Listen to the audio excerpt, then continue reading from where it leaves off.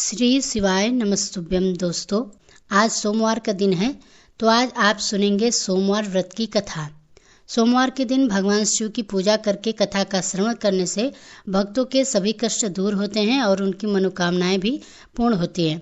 कथा का शुभारंभ करने से पहले आइए हम सब मिलकर भगवान शिव का स्मरण करें, जो कि सांसारिक भय को हरने वाले हैं और देवताओं के स्वामी हैं, जो गंगा जी को धारण करते हैं, जिनका वृषभ वाहन है, और जो अंबिका के ईश हैं, जिनके हाथ में खटवांग त्रिशूल और वरद अभय मुद्रा है।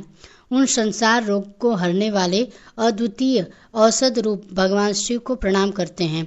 अर्धनारीश्वर स्वरूप अर्थात भगवती पार्वती, जिनका आधा अंग है, जो संसार की सृष्टि, स्थिति और प्रलय के कारण हैं और आदिदेव हैं, विश्वनाथ हैं, विश्व विजय और मनोहर है। सांसारिक रोगों को नष्ट करने के लिए अद्वितीय और औषध रूप में ग्रीस अर्थात शिव को हम सब प्रातः काल नमस्कार करते हैं, जो अंत से रहित आदिदेव हैं, वेदांत से जानने योग्य, पाप रहित और महान पुरुष हैं, तथा जो नाम आदि वेदों से रहित, विकारों से शून्य अर्थात विकार रहित है और संसार रोगों के हरने के निमित्त अद्वितीय औषध है।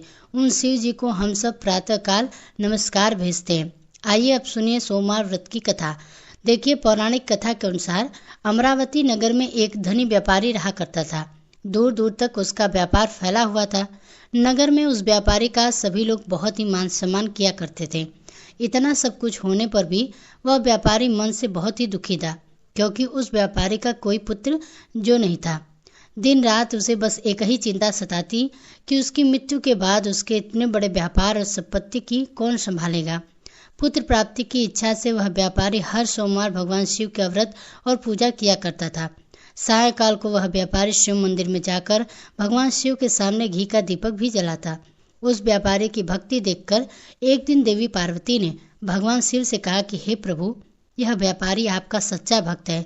कितने दिनों से यह सोमवार का व्रत और पूजा नियमित कर रहा है। भगवान, आप इस व्यापारी की मनोकामना अवश्य पूर्ण करें। तब भगवान शिव ने मुस्कुराते हुए कहा कि हे पार्वती, इस संसार में सबको उसके कर्म के अनुसार ही फल की प्राप्ति होती है। प्राणी जैसा कर्म करते हैं वैसा ही उन्हें फल मिलता है। इसके बाद भी देवी पार्वती नहीं मानी। उन्होंने बार बार आग्रह करते हुए कहा कि हे महादेव, हे प्रभु, आपको इस व्यापारी की इच्छा पूरी करनी ही पड़ेगी। यह आपका अनन्य भक्त है। हर सोमवार को आपका विधिवत व्रत रखता है और पूजा अर्चना के बाद आपको भोग लगाकर एक समय ही भोजन भी ग्रहण करता है। आपको इसे पुत्र प्राप्ति का वरदान देना ही होगा। प्रभु, देवी पार्वती का इतना आग्रह देखकर भगवान शिव ने कहा कि देवी, तुम्हारे आग्रह पर मैं इस व्यापारी को पुत्र प्राप्ति का वरदान देता हूँ, लेकिन इसका पुत्र 16 वर्ष से अधिक जीवित नहीं रहेगा। उसी रात भगवान शिव ने स्वप्न में उस व्यापारी को दर्शन देकर उसे पुत्र प्राप्ति का वरदान दिया और उसके पुत्र के 16 वर्ष तक जीवित रहने की बात भी बताई। भगवान के वरदान से उस व्यापारी को खुशी तो हुई, लेकिन पुत्र की अल्पायु की चिंता ने उस खुशी को नष्ट कर दिया। व्यापारी अब भी पहले की तरह सोमवार की विधिवत व्रत करता रहा। कुछ महीने पश्चात उसके घर में एक सुंदर पुत्र उत्पन्न हुआ। से व्यापारी के घर में खुशियां भर गईं। बहुत धूमधाम से पुत्र जन्म समारोह मनाया गया। व्यापारी को पुत्र जन्म की अधिक खुशी नहीं हुई, क्योंकि उसे पुत्र की अल्पायु के रहस्य का पता था, लेकिन यह रहस्य घर में किसी और को भी मालूम नहीं था। विद्वान ब्राह्मणों ने उस पुत्र का नाम अमर रखा। जब अमर 12 वर्ष का हुआ तो शिक्षा के लिए उसे वाराणसी भेजने का निश्चय किया गया। व्यापारी ने अमर के मामा दीपचंद को बुलाया और कहा कि अमर को शिक्षा प्राप्त करने के लिए वाराणसी छोड़कर आओ। अमर अब अपने मामा के साथ शिक्षा प्राप्त करने के लिए चल दिया। रास्ते में जहाँ भी अमर और दीपचंद रात्रि विश्राम के लिए ठहरते, वहीं यज्ञ करते और ब्राह्मणों को भोजन भी कराते थे। लंबी यात्रा के बाद अमर और दीपचंद एक नगर में पहुंचे। उस नगर के राजा की कन्या की विवाह की खुशी में पूरे नगर को सजाया गया था। निश्चित समय पर बाराती आ गए, लेकिन वर का पिता अपने बेटे के एक आंख से काना होने के कारण बहुत ही चिंतित था। उसे इस बात का भय सता रहा था कि राजा को इस बात का पता चलेगा तो वह विवाह से इनकार न कर दें। इससे उसकी बहुत ही बदनामी होगी। वर के पिता ने अमर को देखा तो उसके मस्तिष्क में एक विचार आया। उसने सोचा, क्यों न इस लड़के को दूल्हा बनाकर राजकुमारी से विवाह करा दूं। विवाह के बाद इसको धन देकर विदा कर दूंगा और राजकुमारी को अपने नगर ले जाऊंगा। वर के पिता ने इस संबंध में अमर और दीपचंद से बात की। दीपचंद ने धन मिलने के लालच में पिता की बात के स्वीकार कर लें और अमर को दूल्हे के वस्त्र पहनाकर राजकुमारी चंद्रिका से विवाह करा दिया। राजा ने बहुत साधन देकर राजकुमारी को विदा किया। अमर जब लौट रहा था तो सच नहीं छिपा सका और उसने राजकुमारी के दुपट्टे पर लिख दिया, राजकुमारी चंद्रिका, तुम्हारा विवाह तो मेरे साथ हुआ था। मैं वाराणसी में शिक्षा प्राप्त करने के लिए जा रहा हूँ। अब तुम्हें जिस नवयुवक की पत्नी बनना पड़ेगा वह कान्हा है। जब राजकुमारी ने अपने दुपट्टे पर लिखा हुआ पढ़ा तो उसने कान्हे लड़के के साथ जाने से इनकार कर दिया। राजा ने सब बातें जानकर राजकुमारी को महल में ही रख लिया। उधर अमर अपने मामा दीपचंद के साथ वाराणसी पहुंच गया। अमर ने गुरुकुल में पढ़ना प्रारंभ कर दिया। जब अमर की आयु 16 वर्ष की हुई तो उसने एक यज्ञ किया। यज्ञ की समाप्ति पर ब्राह्मणों को भोजन कराया और खूब अन्न वस्त्र दान किए। रात को अमर अपने शयन कक्ष में सो गया। शिव जी के वरदान के अनुसार शयनावस्था में अमर के प्राण पखेरु उड़ गए। सूर्योदय पर मामा अमर को मृत देखकर रोने पीटने लगा। आसपास के लोग भी एकत्र होकर दुख प्रकट करने लगे। मामा के रोने के विलाप करने के स्वर समीप से गुजरते हुए भगवान शिव और माता पार्वती ने भी सुने। तब माता पार्वती ने कहा, भगवान प्राणनाथ, मुझे इसके रोने का स्वर सहन नहीं हो रहा है। आप इस व्यक्ति के कष्ट को अवश्य दूर कीजिए। भगवान शिव ने देवी पार्वती के साथ अदृश्य रूप में जाकर अमर को देखा तो पार्वती जी बोले, देवी, यह तो उसी व्यापारी का पुत्र है जिसे मैंने 16 वर्ष की आयु का वरदान दिया था। आज इसकी आयु को पूरी हो गई है। तो देवी पार्वती ने फिर भगवान शिव से निवेदन किया कि हे प्राणनाथ, आप इस लड़के को जीवित कर दीजिए, नहीं तो इस लड़के के माता पिता पुत्र के मृत्यु के कारण रो रो कर अपने प्राणों को त्याग देंगे। इस लड़के का पिता तो आपका परम भक्त है, वर्षों से सोमवार का व्रत करते हुए आपको भोग लगा रहा है। माता पार्वती के बार बार आग्रह करने पर भगवान शिव ने उस लड़के को जीवित होने का वरदान दे दिया और कुछ ही क्षणों में वह जीवित होकर उड़ गया। फिर शिक्षा समाप्त करके अमर अपने मामा के साथ अपने नगर की ओर चल दिया। दोनों चलते हुए उसी नगर में पहुंचे जहां अमर का विवाह हुआ था। उस नगर में भी अमर ने यज्ञ का आयोजन किया। समीप से गुजरते हुए नगर के राजा ने यज्ञ का आयोजन देखा। तब राजा ने अमर को तुरंत पहचान लिया। यज्ञ समाप्त होने पर राजा अमर और उसके मामा को महल में ले गया और फिर उन्हें महल में रखकर कुछ बहुत सारा धन वस्त्र देकर राजकुमारी के साथ विदा कर दिया। रास्ते में सुरक्षा के लिए राजा ने बहुत से सैनिकों को भी साथ भेजा। दीपचंद ने नगर पहुंचते ही एक दूत को घर भेजकर अपने आने की सूचना भेजी। अपने बेटे अमर के जीवित वापस लौटने की सूचना से व्यापारी बहुत ही प्रसन्न हुआ। व्यापारी ने अपनी पत्नी के साथ स्वयं को एक कमरे में बंद रखा था। भूखे प्यासे रहकर व्यापारी और उसकी पत्नी बेटे की प्रतीक्षा कर रहे थे। उन्होंने प्रतिज्ञा कर रखी थी कि यदि उन्हें अपने बेटे की मृत्यु का समाचार मिला तो वे दोनों भी अपने प्राण त्याग देंगे।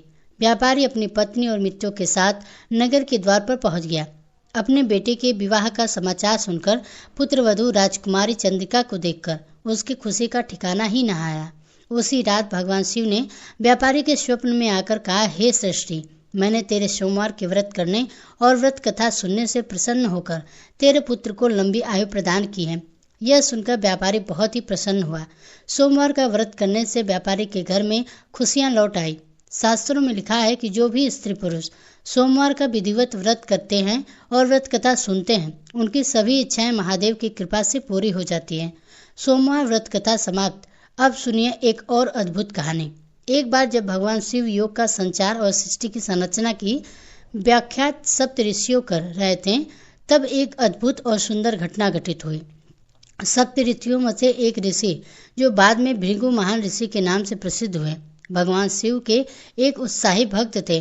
भगवान शिव सप्त ऋषियों के साथ वह जो व्याख्यान कर रहे थे, जो क्रांतिकारी सरोवर के किनारे हो रहा था, जिसे कृपा की झील के नाम से भी जाना जाता है, उस जगह पर देवी पार्वती जी भी उपस्थित थे। भृगु ऋषि हमेशा की तरह सुबह जल्दी आए और वे शिव जी की प्रतीक्षा अर्थात परिक्रमा करना चाहते थे। पार्वती जी शिव के करीब ही बैठी थी, लेकिन भृगु ऋषि ने देवी पार्वती की परिक्रमा न करते हुए भगवान शिव और देवी पार्वती के बीच से होकर भगवान शिव की परिक्रमा पूरी की, क्योंकि वे भगवान की ही परिक्रमा करना चाहते थे, देवी पार्वती की नहीं। भगवान शिव तो इससे प्रसन्न हुए, लेकिन देवी पार्वती नहीं हुई। उन्हें भृंगु ऋषि की यह हरकत पसंद नहीं आई। देवी पार्वती के मन की बात भगवान शिव समझ गए।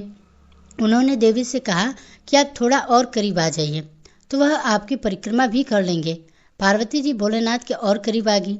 भृंगु ऋषि ने देखा कि अब तो परिक्रमा करने के लिए भगवान शिव और देवी पार्वती के बीच में थोड़ी सी भी जगह नहीं बची है, तो उन्होंने एक चूहे का रूप धारण कर लिया और देवी पार्वती को बाहर रखते हुए अकेले शिव जी की परिक्रमा पूरी कर ली। पार्वती जी इस बात से क्रोधित हो गए। तब भगवान शिव ने उन्हें अपनी जंघा पर बिठा लिया। तब भी भृंगु ऋषि ने एक छोटे से पक्षी का रूप धारण किया और शिव जी की परिक्रमा पूरी कर ली। अब तक तो पार्वती जी के क्रोध की कोई सीमा ही नहीं रही। वह अत्यंत ही क्रोधित हो चुकी थी। शिव जी ने पार्वती जी को खींचकर खुद में ले लिया और उन्हें खुद का हिस्सा बना लिया, जिससे कि उनका आधा हिस्सा बन गया और आधा हिस्सा पार्वती जी। इस प्रकार से अर्धनारीश्वर बन गए। भृंगु ऋषि ने यह सब देखा। वे खुद भी पीछे नहीं हटने वाले थे और उन्होंने खुद को देखते ही देखते एक मधुमक्खी के रूप में बना लिया और उनकी दाहिनी टांग पर चक्कर लगा लिया। भृंगु का यह बचकाना भक्तिभाव देखकर अब शिवजी तो प्रसन्न हुए, लेकिन साथ ही साथ वे भी नहीं चाहते थे कि भृंगु ऋषि अपनी भक्ति में इतना खो जाएं कि वह प्रकृति के परम स्वभाव को ही समझ न पाए। तब वे सिंहासन पर बैठ गए। अब तो भृंगु ऋषि के पास कोई भी रास्ता नहीं बच सका कि वह सिर्फ शिवजी का और उनके शरीर के किसी हिस्से का चक्कर लगा सके। देवी पार्वती को ऋषि की इस ओछी सोच पर बहुत ही क्रोध आया। उन्होंने ऋषि से कहा कि तुम्हें स्त्रियों से इतना परहेज है क्यों? तो ना तुम्हारे अंदर से स्त्री शक्ति को ही अलग कर दिया जाए।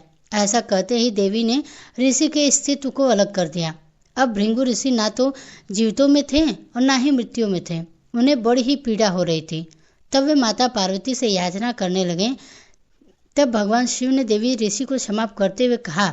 माता पार्वती ने उन्हें क्षमा कर दिया और बोली, संसार में स्त्री शक्ति के बिना कुछ भी नहीं। बिना शक्ति स्त्री के प्रकृति भी नहीं है, पुरुष भी नहीं है। दोनों का होना अनिवार्य है।